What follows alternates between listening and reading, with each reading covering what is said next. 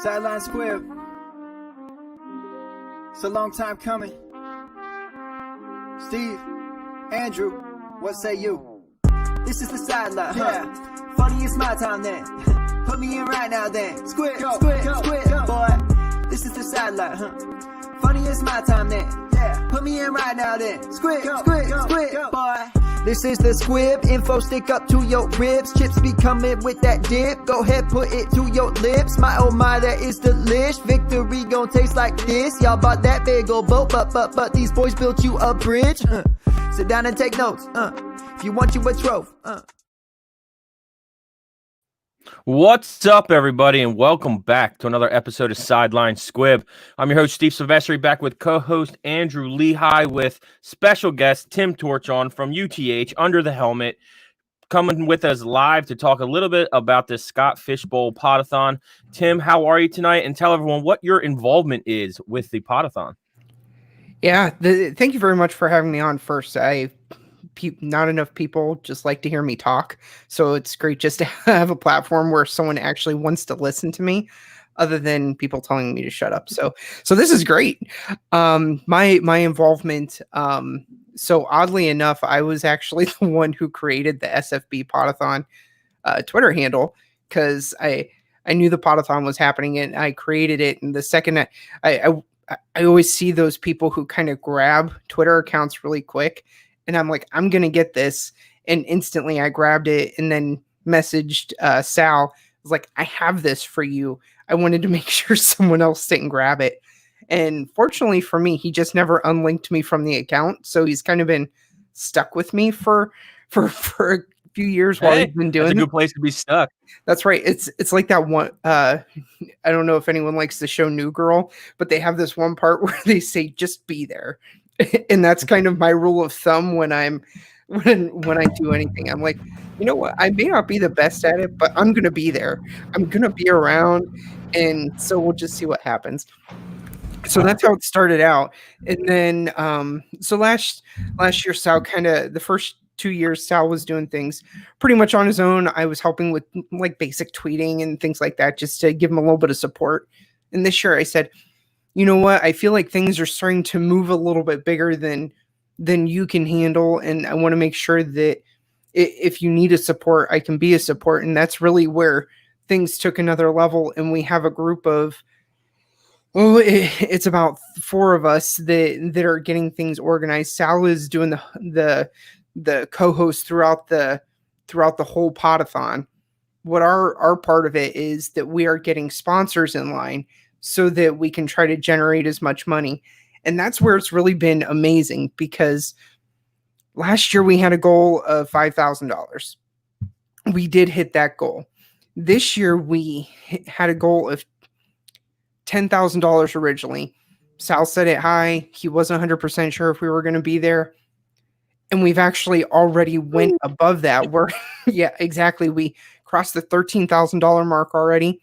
And the Podathon hasn't even happened yet. So we're really excited. And I would say the part that excites me most is just the generosity of the community, because of the size of this league, so many people being involved, it really gets those charitable juices flowing. There's so many pieces that people can take from it. And I'm just excited that so many people are like, what can I do to help?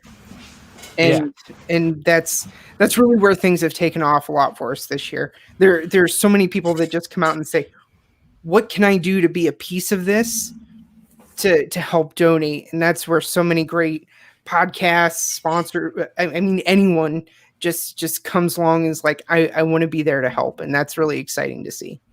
Yeah, and that's absolutely amazing. I mean, to get the community together, not only the fantasy football analysts and fans and pros and everything like that, but you touch everyone. It starts to branch out, and then you start getting into home leagues, and you're getting into people who just are generously, optimistic about giving back to the community and wanting to give back to people in their own community and to fans, and they see others in need, and it's such a great cause of what's going on. For those of you who don't know, it is Sunday, July 5th, rolling into the 6th. It is a 24-hour event. So when Tim touched on Sal being the co-host, I mean, these guys, the three, it's you, it's Sal, and it's Kevin, right? And you guys will be kind of pushing throughout 24 hours of live podcasting. Yeah, Andrew, it's an amazing amount of time. I mean, I always think about the mental gymnastics that a person has to do. Well, that I do when we're doing the NFL draft, because UTH does a full draft coverage that starts a little bit before the first pick is in. And I think about the mental gymnastics I'm trying to do, just whether it's talking about a player, talking about a team, just having a conversation. That's one piece of it. But could you imagine just going for 24 hours? I mean, No. right. That aspect of it just escapes me. And I've been amazed watching Sal and crew really do it for the last few years. Yeah, that's really impressive, to be honest.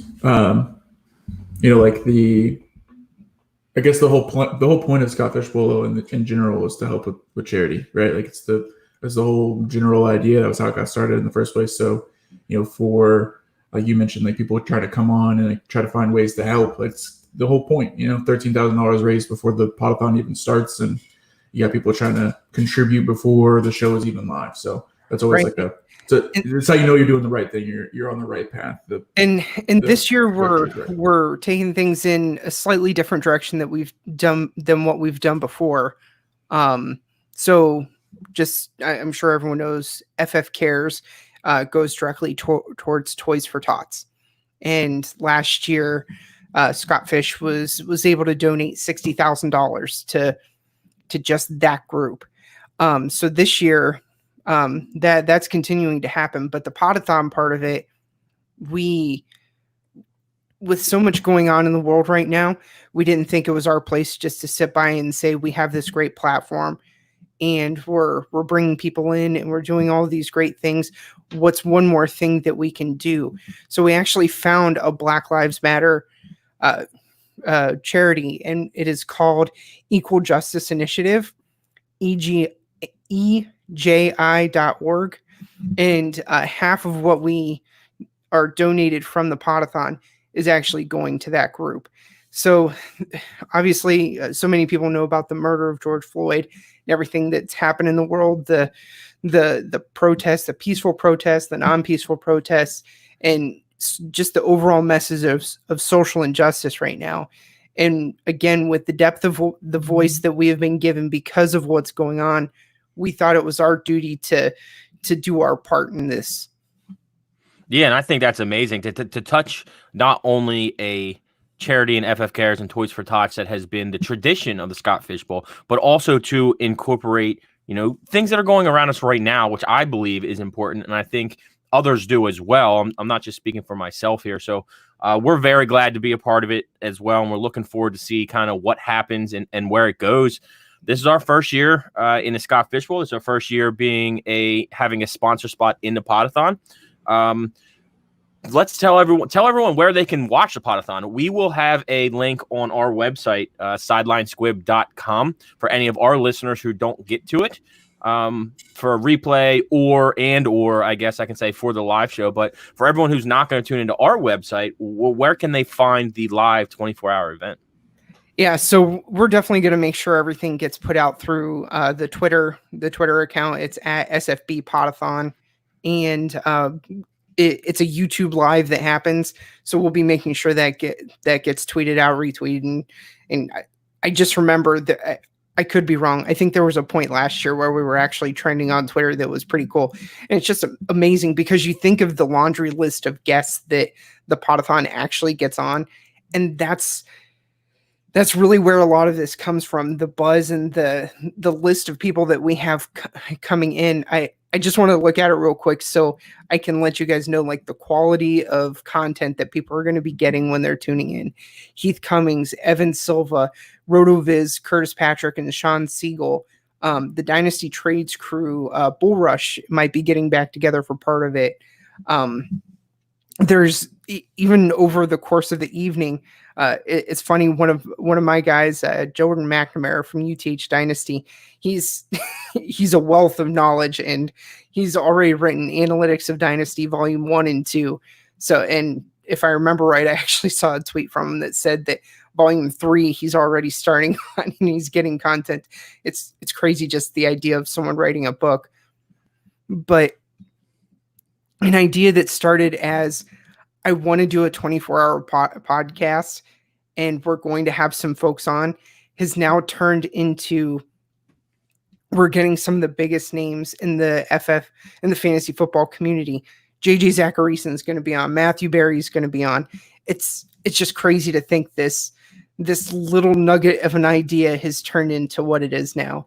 The sponsorships. So there's been just questions about what is a sponsorship and why is that important?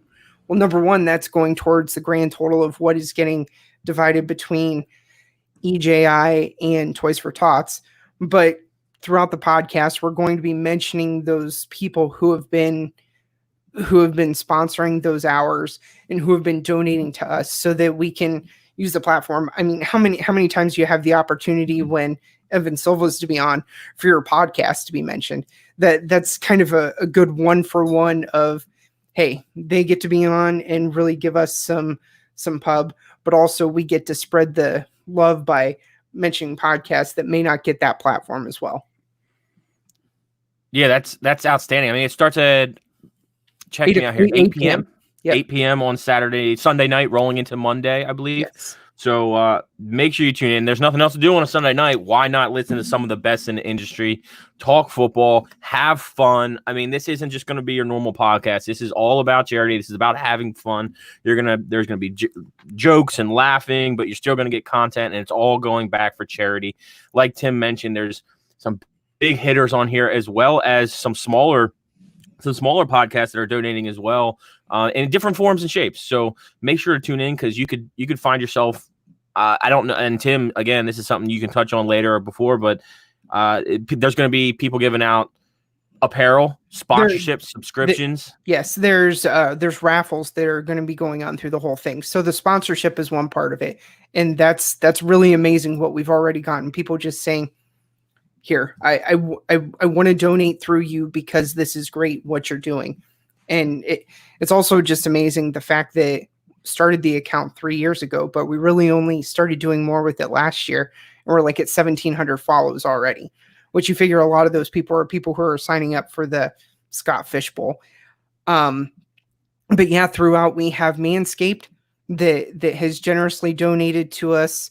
We have it's a beef jerky company that actually donated to us, that sent us some beef jerky so that we can have it throughout the podathon, which was pretty amazing. I'm going to be trying out some alligator snack sticks, which I'm a little bit nervous about. You don't get too many alligators in Ohio, do you? No, we don't get too many alligators in Ohio. But it's just one of those things that he said, okay, what are you interested in trying, Tim? And I was like, and Sal actually laughed at me the second I said it. It's like, I'm willing to try anything once. There you go, alligator. He kind of gave me the, oh, do you know what you just said, Tim? And and I was definitely tested. The person who's donating the beef sticks is actually Steven Johnson at Steven_Roto. And his profile actually just says beef jerky guy. That's awesome. That's funny. I can see you during the podathon. Almost like that scene in Waterboy where his girlfriend at the time, I forget her name, is just munching down on a big old alligator. Yep. Yeah. So again, the generosity, it doesn't have to be money. People have said, you know what, I don't have a lot of money, but I'm happy to give apparel. We have some clothes that we can donate. We have stickers. We have Manscaped said, well, this is our first time dipping our toe in. Can we send you some merchandise? And then we'll kind of go from there with a relationship. So this can only get bigger. So that was wonderful. There's so many different ways. And then we had the beef jerky, and it's just, there's so many different ways to contribute in some way and to just put your spin on it. It doesn't have to be money, because each person had, and that's kind of the real joy, like the SFB Avi makers.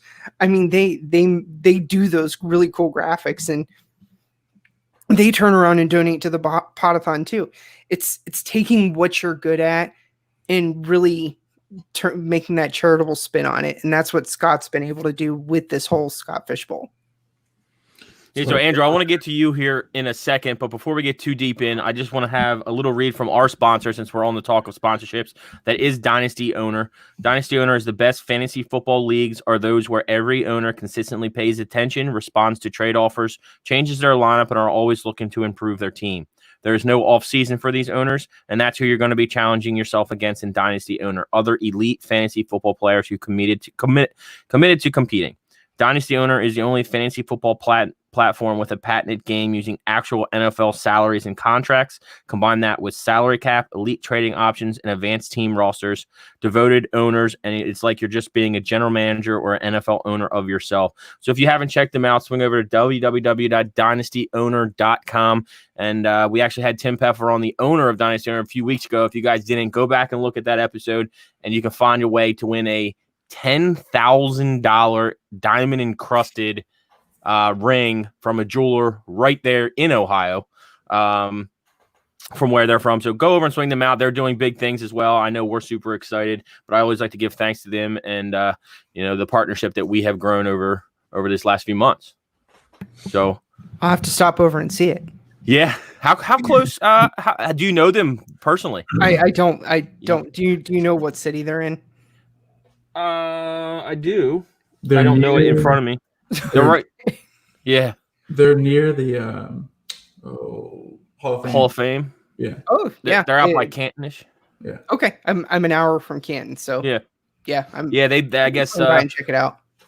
Yeah, the winner last year won a $10,000 ring from a jeweler. Like it's a nice ring. It's what was it? New England Patriots. It was crafted after New England Patriots ring. They gave him Super Bowl tickets and then flew him into the Hall of Fame. So there's some big prizes there for the Dynasty Owner if you're into trying something new where your team and your roster is based around actual NFL salaries. I mean, as the salaries change, your rosters change. There's all kind of different things. Too much for me to talk about here, but Andrew, I want to jump into you a little bit, and Tim, what do you guys prefer, sleeper or MFL? Sleeper, like 101 sleepers. Like there's like sleeper way up here, and then there's MFL. Like I love these debates because it's always 50-50. If you like working with like a AOL, like if you have an AOL email address and whenever you like log onto the internet, it still gives you like a loading circle and like you can't be on the phone at the same time, MFL is for you. If you are like the rest of America and have an iPhone, then you would like the sleeper app. It's just that simple. Like that's the two groups, I think. I think it's in two groups as well. Tim, looking at your facial expressions, I think you're going MFL. Yeah, I'm an MFL guy through and through. I will say that I tried doing a little bit of sleeper last year, and Do you have an Android? So my biggest problem is I just don't play enough on that platform to move over, because there was literally only one league that I had to check, and I kept forgetting about the damn thing so many times. So having my leagues spread out between MFL, sleeper, I do a redraft on ESPN, I have a redraft on Yahoo, and then on top of that, I work for I'm part of the Draft Day Consultants. And because I'm part of Draft Day Consultants, I have to help with teams on those apps, whatever apps they're on as well. And it just gets to be, I don't need one more, especially if I'm going to add one more. I don't want just one team to be on that one more. And so that team just kept getting neglected. And I was like, I can't do this. This doesn't make sense for me. No, it makes sense. I love the debate about it because I think every time it comes up, no matter what podcast, what show, what Twitter feed, what article you read, listen, or whatever, it's usually 50-50. You have your guys that like one, and you like you guys that have the other.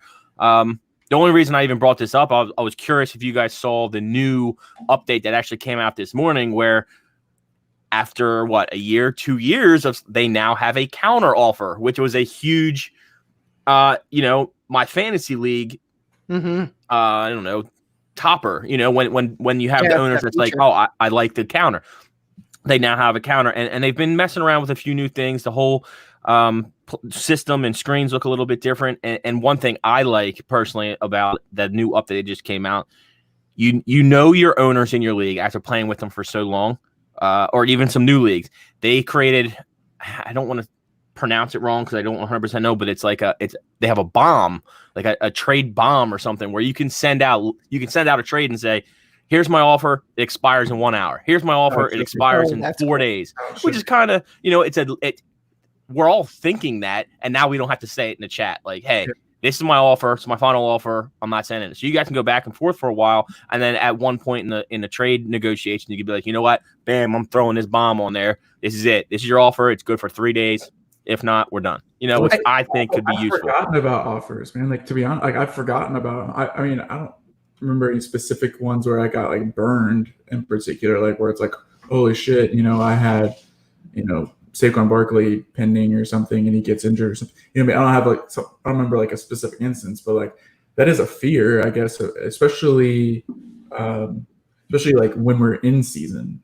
So like you have like a pending. I'm in 17 to 18 leagues or whatever. So like, you have all that going on, plus your daily fantasy going on, and an injury happens, and you might not even remember that you have a pending offer involved in that player. So that's what I would be utilizing that bomb thing for, is like in season, especially. It's like, all of them will expire, at kickoff at 12 o'clock. Yeah. So I'm not putting myself in danger of like forgetting, like I have a pending offer of Aaron Jones somewhere and he tears his ACL, and this guy, it's like trade etiquette, really.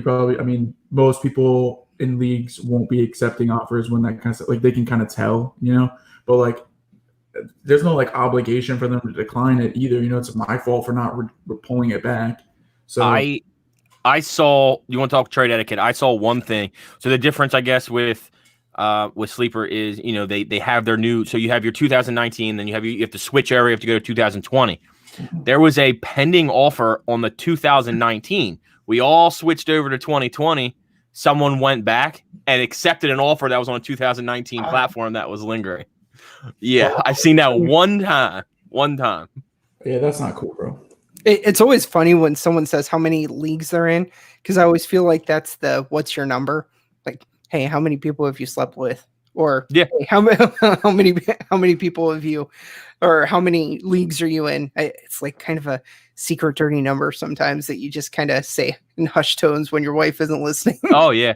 Oh, hey Lisa, I'm in 4 leagues, all for charity. Yeah, they're all. I'm always like, I'm in 18 leagues. Half of them are free though. Like, yeah. I got an ESPN Dynasty. I don't pay anything for it.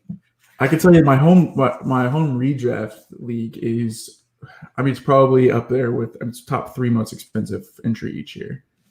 And she's in that, so like she knows, like she gets into it and all that kind of stuff. She won, or was in the championship game last year. I won the 2 years before that. My best friend won last year, so like it's a good league. It's just on ESPN, and it's like what you were referencing earlier with the whole, I have one league thing. It's a little easier because it's a redraft and not have to worry about managing it in the offseason. But I'm doing all I can do to move that over to Sleeper. I will say the one cool thing about Sleeper that I do think is really important is the cost, because MFL costs money. It legit costs like, what is it, $35-$50, something like that. That takes away from the pot and when you think about a league that's been around for 4-6 years, that's $200 to $300 that's right off the top. Yep. That's a championship money. Yeah, that could go towards a championship trophy or a championship belt. One that you could win at or buy at TrophySmack.com, and you use code SQUIB, you get a free championship ring out of the whole deal. I love it. Yeah. It's a sweet deal. Like I don't understand why anybody would want to pay money to use a platform when you could just use it on TrophySmack.com and get a sweet little trophy that Steve has behind him. Get yourself a free ring. Somewhere back there. There she is. You know what? You don't even have to win the championship. If you just go there now and put in the code SQUIB, you can just buy yourself a trophy and look like you're in charge. You're the boss. Exactly. Make up your own league name. I mean, it doesn't really matter. It's just I'm the boss. Championship. Getting back to Sleeper as far as the perfect. updates and things like that. One thing I would like for them to correct, or maybe they have. I haven't dove into it much today, but that Phil mentions in trade etiquette and league etiquette and stuff. PSA, don't put cuts on the board. Like we're joking back and forth on Twitter. I know what he's referencing right now. Like, don't go putting Dante Pettis on the board, bro. Like, nobody cares. Okay, you're gonna cut him. Like, we're not. If anybody was interested in Dante Pettis, they would have already made you an offer for Dante Pettis. And that's just an example. But like, bro, like nobody's making offers on Caleb Waring. Okay, like nobody's making offers on. Like, I just don't understand. Like, on the board also doesn't mean at a discount. So like on the board or on the block, whatever you want to call it, is not for lowball offers or any of that kind of stuff. So just sticking in line with the whole trade etiquette and league etiquette and not accepting injured player trades that have been pending for 4 days. Don't put cut players on the board. It's just and I gotta throw this. I just have to throw Pennington secretly Chad Pennington in disguise. Like, did he have like 20 shoulder surgeries and can't throw the ball anymore? Yeah. No, I have to throw this one out here because it is in one of our listener leagues. It's actually in the Beer Buddies League. We have, and I'm sure you're listening to us, so you're getting thrown under the bus here. But I think every news that has came out about Colin Kaepernick, this guy scooped up and has put info and article, and you better trade for him now, and you better we get it, we got it. He could be a good player. We don't need it anymore. Like, it's enough. So, but it's definitely, I do like it. I do. There's definitely pros and cons to both. I'm laughing at the live chat at the same time. Yeah. There's definitely pros and cons to both MFL and Sleeper. But let's get back to the point of the show. Why we were here a little bit with the Scott Fish Bowl and the Scott Fish Bowl Podathon. Tim, what else can you tell us? What else can you tell the listeners to look forward to, other than all the great things you've already mentioned happening on next weekend? Yeah, it is crazy that it's next weekend. I will say just overall, and I've been part of this for, I think this is my 4th or 5th year now. We talked a quick minute before we started the show, and we were just talking. You both mentioned that this was your first year. I joined when it was 360, and as I said before we started, my position has just went downhill. Since the first one. I don't know if it was beginner's luck. I was lucky enough to get 6th place overall out of 360. I mean, if you take that, even if you take it like three to 4 times versus where we are now, it's still pretty good because it would only be like 24th or something. But what I've enjoyed since the very first one that I joined is the interaction that you have literally from the top down, whether you're Matthew Berry or Evan Silva, all those other guys that I mentioned that are kind of the big names that we all know, love, and really respect, versus any other podcast out there. There's so much interaction. There's so much just communication. It's one of the few days of the year where it seems like everyone in football Twitter really is okay with one another, and that's crazy to say. I mean, the only heat that you get that day is, oh my gosh, I can't believe that person went this late in your draft, or oh, somebody did something absolutely backcrap crazy and took Baker Mayfield #1 overall in their Scott Fish Bowl. There's crazy stuff that happens. But that sense of community really comes out, and boy, is it a perfect time for in the world right now for that sense of community to really happen. So, what division are you in this year? Oh boy, I am in the Fisher Price division.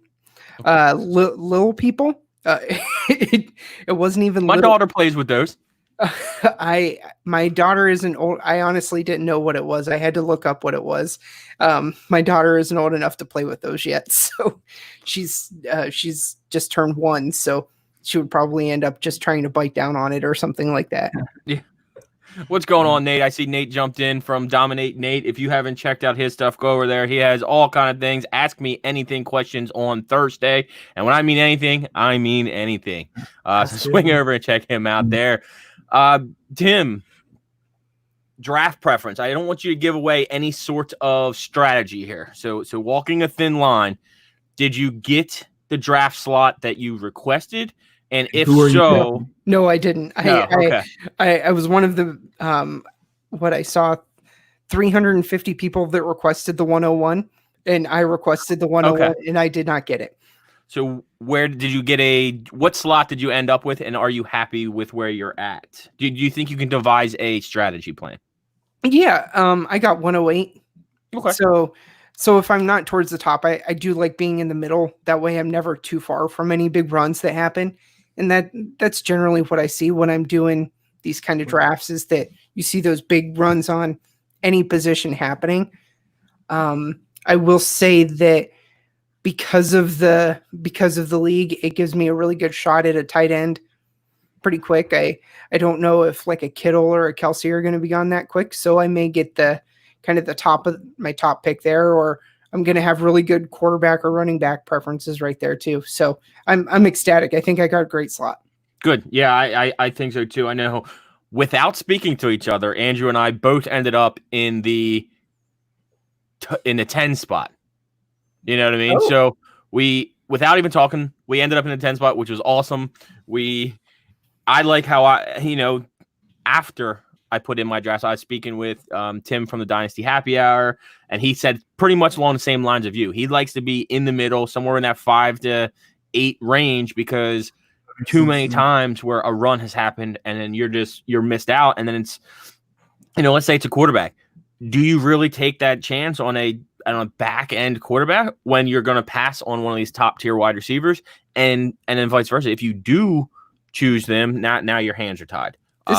This is all such a stroll down memory lane. Nate and I, it was very brief, but worked together with the Fantasy Tilt podcast. So it's great just to hear from Nate. I know he's doing amazing things, and he just keeps pounding out such amazing content. And I will say I'm very envious of the interactions that he gets, because he literally just puts out a tweet, and for some reason he has 300 responses, where if I put out a tweet, I'm lucky if I get like 2 likes. So it's great to see him in the chat. Tim Keller with the Dynasty Happy Hour. I just do want to shout out those guys real quick, because I still remember when Tyler Gunther started out that website.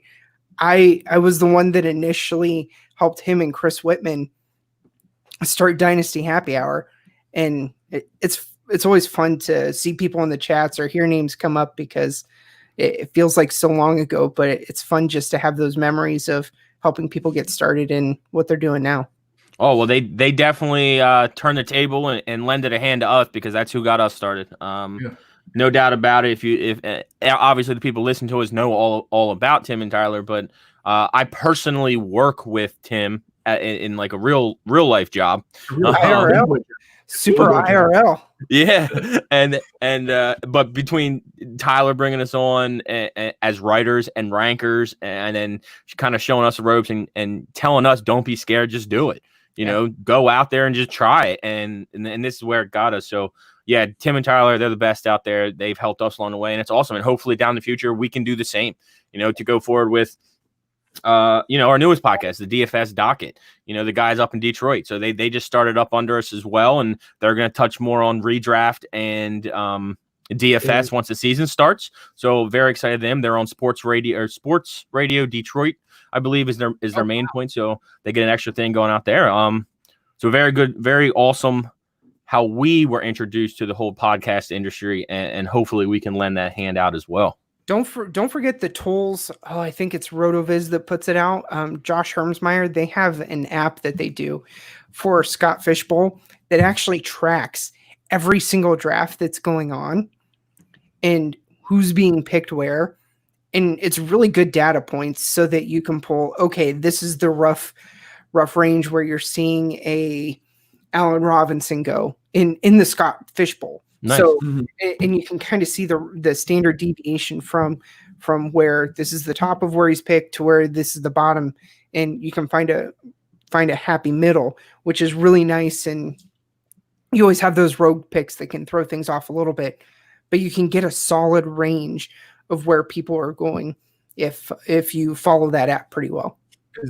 So in your line of thinking, so you brought up a good point, something I didn't think of, or maybe I guess I didn't think of it long term, picking from the middle part of the rounds, and try to be part of a run. You know, as a part of being at the end of one or the beginning of one, you're kind of right in the middle of one, right? So that's a good strategy to have.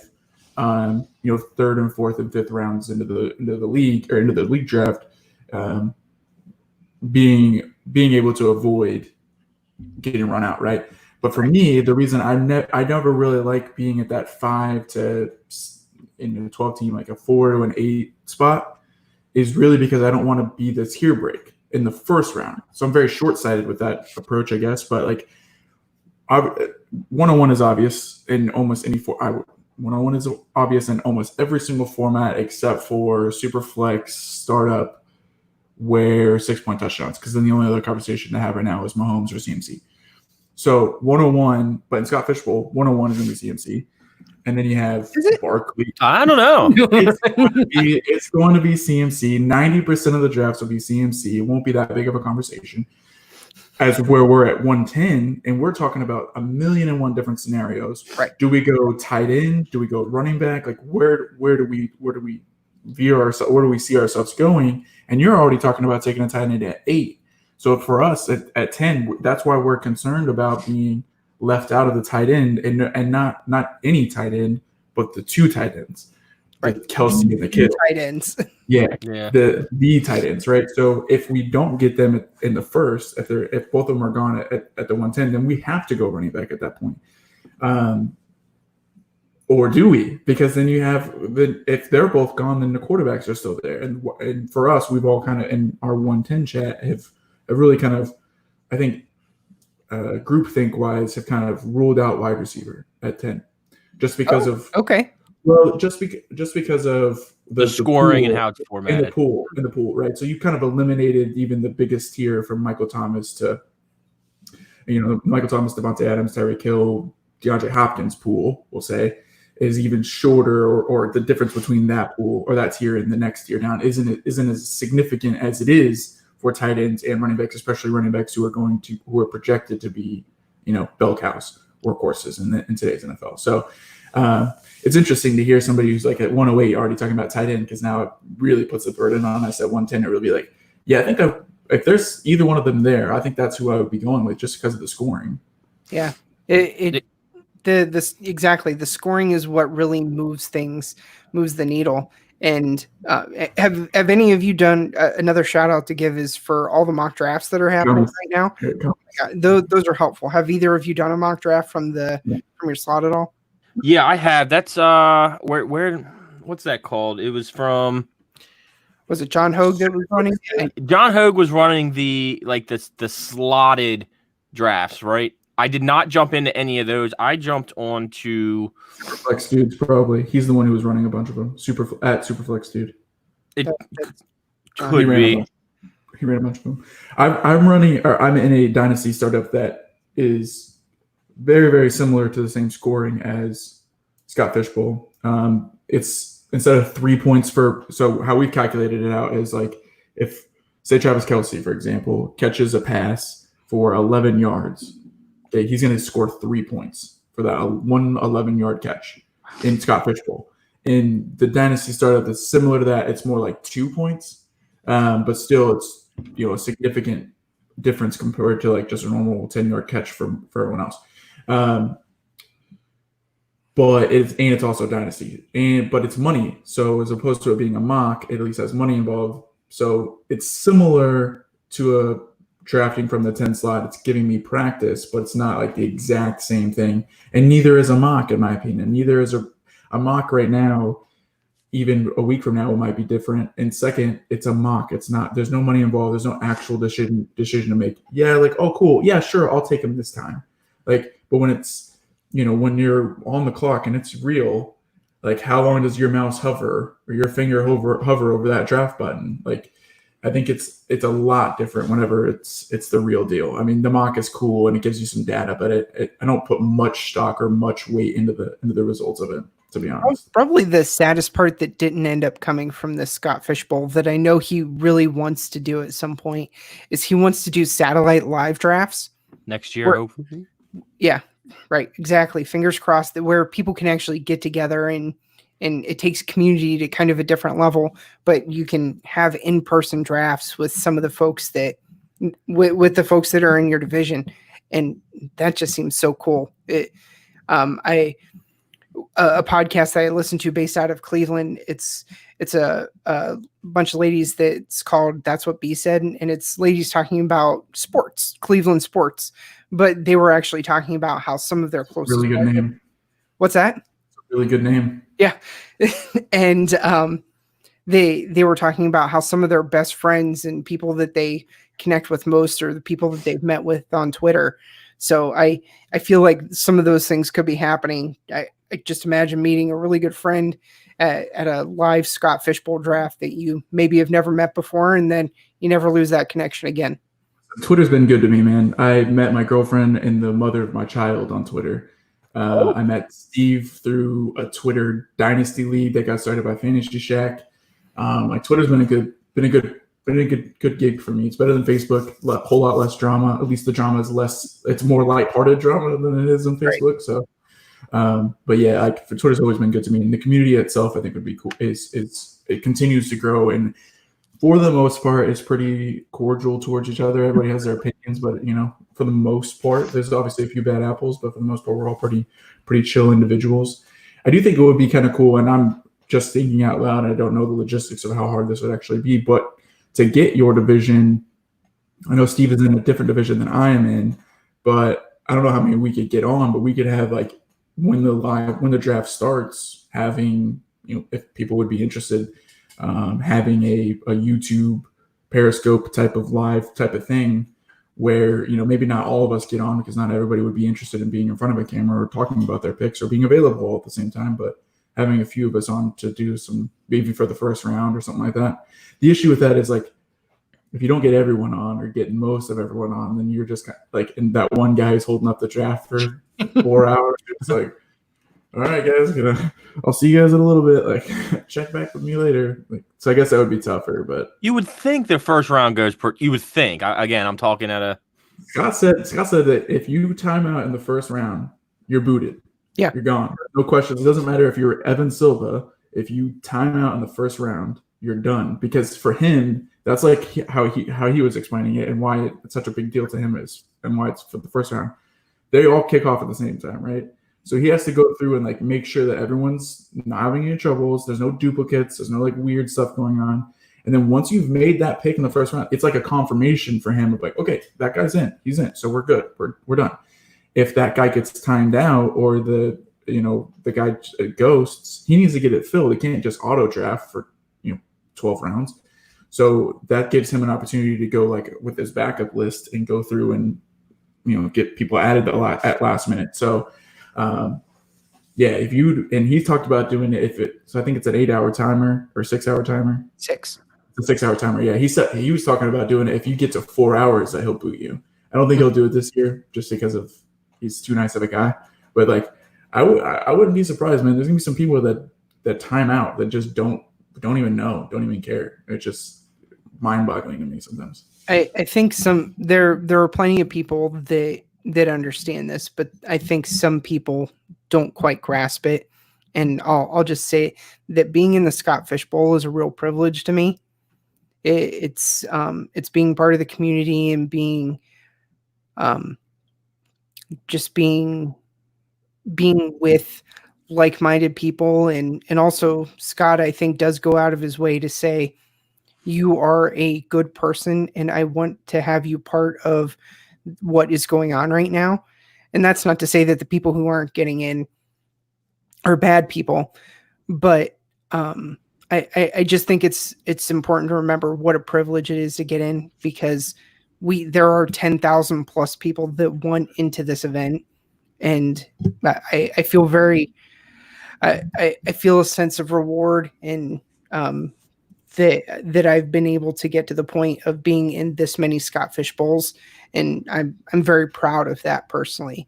The people who don't get in, and I hope they just take to heart, just because you don't get in this year doesn't mean you can't get in next year. And Scott is a person who does notice the little things. If you still take the time to donate, if you still engage in a positive and energetic way, those are things that the community notices. That's how you kind of can dive in and be on that list next year to get in. So just remember, it's so important to just stay positive and to be a part of the community, and engage in a good way. Yeah, and you absolutely don't know. I mean, we had absolutely no chance of getting in, and look what happened. It was down to the final. You know, if Scott didn't, where was it on? It was on the Open Bar, I believe. It was on the Open Bar podcast where Scott was on, and he was like, you know what? I'm sure he had it in the back of his mind, but he made it public. We're bumping this from 1,200 to 1,440. If he didn't do that, Andrew and I didn't get in. We're not getting in. You know what I mean? We were already past that 1,200 mark. So you don't know what's going to happen. You never know, who's going to get in. And Scott's, like you said, he's such a genuine guy. He starts over fresh every year. So there was 10, what was it? 10,000, what do you say? 10,000 unique entries, not counting the multiple entries he received and all that thing. I mean, it's crazy. And it's just like we talked about going into it. There's 1,400 people in this league. Go out and have fun. Try. I don't want to say go out and try something new, but just like anything else, if you treat this almost as a DFS, you're like, okay, I have 1 out of 1,440 to win here. What am I going to do to win this? It's not going to be a cash game where you're picking the consistent guys left and right. You need to have that guy that's going to be a what the hell pick, and then it plays out for you. And I think that's the best part about it is you're communicating with so many people. We've already, the DM chats for the divisions and the pick slots and the community and the charity and everything. We've made so many connections already. And there's so much more to be had with just the things that are going on around this tournament itself. Not to mention, you're talking multiple websites, podcasts, analysts, people. They're going out there and doing all of this for everyone as well. So, as I couldn't think of the name, I went back and looked at it while you guys were talking. The mocks I have been using is the Football Workshop. What they do is they're pulling dynamic ADP from DLF's website, and it's using the mock drafts and then. But the cool thing about that, and it works for me because I work in such a weird industry, I can get pulled away in my job for hours and not have my phone, or vice versa. Andrew, you work overnight, I work late nights. It's nice because it's a mock with just yourself. So some of the mocks that you're seeing, it's multiple live users. This is by yourself. You can literally pause it, go do something, come back 2 hours later, and it picks right back up. So it's not going to continue to go, which I like because you don't have to sit there and take up, 40 minutes doing a mock draft or whatever. I can actually, if things come up, I can stop it. I can go back. I can still generate what I need to build statistics for myself, put it into heat charts and figure all that stuff out, because that's what I like to do. And there's so many people out there that are doing that as well by putting out, stats of last year's scoring or last year's stats and this year's scoring, just to kind of give a perspective on what it's at, because there's so many new people in it every year, including us. And if no one shared this with us, we'd be going into this blind, trying to do everything, all of the analytics, all of the stat conversions ourselves, trying to figure it out. But that's not how this community is, and that's what I love the most about it. And it would be like groupthink. It's already that way because of Twitter. Like Twitter's kind of that way anyway. You already kind of have your risers and fallers every year. But, if you had to do it manually, you would have to get a group of people that you already know, will probably have similar beliefs in, the same similar players, and the mock would go how you expected it to go. And then you would be faced with it come D-Day that that's not how it went, because there's people from everywhere that are involved in your draft and in your division. So yeah, I just don't think it's that would make things really, really, really tough. So it's good that Football Workshop is allowing or is providing that kind of content. And that's to your guys' point, where these are like doors that are opening for other people in other ways, right? You mentioned the AVI makers; those guys are making money for charity, and then right now by providing this talent and providing things for the community. But down the line, I'll go back to him if I need something else like that. You know what I mean? Or in this case, Steve made our AVIs because he's really good at it. And so it's just those kind of things like are what the community is built on, is just trying to network and those kind of things. So and one thing that comes off of this whole Scott Fish Bowl is the eliminators, right? That Steve and I are lucky enough to be celebrities on one of them. So that's kind of cool. But John Bosch tweeted out about an hour ago, he said that everyone that was participating in the FCE Eliminator this year, there are no second place prizes because it was a nice donation to gopantry.org in the name of Fantasy Cares. $1,700 was raised for Go Pantry. The final number from entries for the Toys for Tots drive is $15,894.51. Wow. So That's insane. That's crazy. That's a huge number to anyone. And then you're talking about playing a fake game where we're all just a bunch of nerds that disguised as athletes that, or what has been athletes that are still trying to live out a dream, whatever. Like, you can categorize us however you want, but at the end of the day, we're still making an impact on our communities, on the world, on those kind of things, all for fun. You know what I mean? Like, all for like an addiction, really, a healthy one, hopefully. So I think it's cool that we're all able to kind of get together and make an actual impact on the world. I think sometimes volunteering and charity and those type of words can get a really negative connotation. And I'm excited to be part of something that has those words in it and is very positive, and it has a true impact. Amen to that. Yeah, I agree, and especially for everything that's going on in the world right now. Between the 2020 has just been a wreck in general. Everything was going smooth, and then, man, did we hit a brick wall. So hopefully sports can get back into it. Baseball reported to spring training this weekend. Golf seems to be doing okay for the most part. NBA starts back up July 31st with their schedule coming out. Everything's still on track for football outside of the Hall of Fame game. So hopefully the Southern states are doing well, and they can overcome this with social distancing and precautions, and we can get back into sports. Because it's not just sports. I don't want to sound selfish, but it's everything. That's business too. That's business. That's jobs. That's community. That's the euphoria of being happy and healthy. Like, people love going to sporting events because it's something fun, something they can do with their family, something they can do with this. So I'm looking forward to everything kind of getting back on its feet and getting back on its track. I don't know if we're close to that or not. I'm not a scientist. Yeah, hopefully we're not. And I say we, the world, hopefully we're not pushing out sports and opening up too soon. But at the same time, I think if we just sit in a shell, and this is a personal opinion, if we just sit in a shell and don't do anything, I think that impacts our economy more than anything else, and could, potentially hurt even more. So hopefully, fingers crossed, things turn around, people can get back to it. Like I said, my best friend is a athletic director for a high school.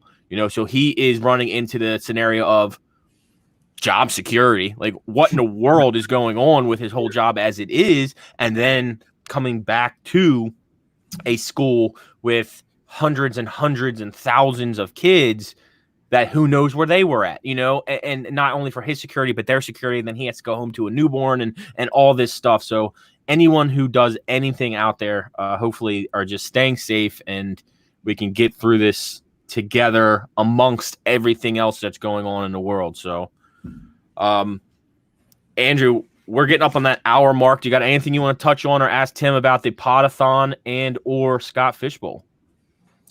No, but this is a fantasy football podcast, first and foremost. So I wanted to give a little bit of a statistic that I thought was interesting, and it was from Troy Phillips at Troy Terrific. Giovanni Bernard has more career rushing attempts than David Johnson. 797 to 781. If you would have asked me that live The more you know. as a question, I would have not known. The more you know is all I can say to that. Like, why? How is that possible? Apparently it is. Yeah. There you go. Yeah. A little nugget to tuck away and well, also that little gem of a statistic will take us out. Tim, please tell everyone, and again, thanks for joining us first and foremost. Looking forward to next weekend and everything that's going on with Scott and Fishbowl and the Scott Fishbowl Podathon. Please let everyone know where they can find all of your work and where they can follow you or anyone else you want to give a shout out to. Yeah, I'll start with the shout out first because I'm really here. The main reason I am here is because of the amazing work that Sal is doing with the Podathon. So he can be found at Sal Leto FF. Unfortunately, you missed out on two of the marquee names. So Sal and Kevin at Kevin Cotilio. I'm sorry you had to settle for me. Those will be two of the main voices that you'll hear throughout the SFB Podathon. So amazing work they're doing, and I'm just happy to be along for the ride. I'm happy to be there. My name is Tim Torch. You can find me on Twitter at TimNFL. I do audio premium content at uthdynasty.com with Chad Parsons, but him and Katie Flower do a weekly podcast at uthdynasty.com. Awesome, Tim. Well, thanks for joining us again, and I want to thank everybody for listening this week for the Sideline Squib. Tune in next weekend for another episode right before the Scott Fishbowl kicks off. If you're into redrafts and daily fantasy football, you can always check out our family at the DFS Docket. They record Wednesday nights, dropping Thursday morning. So I want to thank you guys again for listening, and we'll see you next week on the Sideline Squib. Before we go, sidelinesquib.com. Sidelinesquib.com. All your good stuff. All the fantasy stuff that you can find. Sidelinesquib.com. Sidelinesquib.com. Peace. Sideline Squib. It's a long time coming. Steve, Andrew, what say you? This is the sideline, huh? Funny, it's my time then. Put me in right now then. Squib, boy. This is the sideline, huh? Funny, it's my time then. Yeah, put me in right now then. Squib, boy. This is the Squib. Info stick up to your ribs. Chips be coming with that dip. Go ahead, put it to your lips. My oh my, that is delish. Victory gon' taste like this. Y'all bought that big old boat, but these boys built you a bridge. Sit down and take notes. If you want you a trophy.